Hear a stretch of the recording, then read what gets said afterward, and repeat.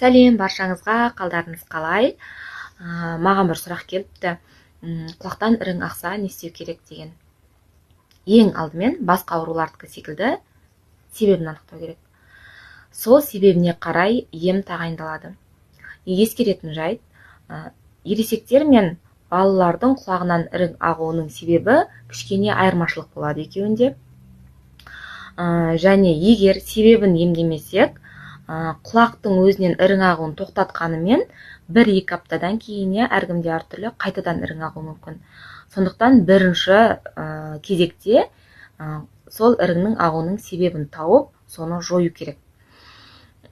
Енді екінші мәселе, ол екінші құлақты қарау керек міндетті түрде. Көп жағдайда, көбінесе балаларда ол екі құлақтікі бірге кездеседі. Екі құлақтың отиті. Пока құлақ жарылмаған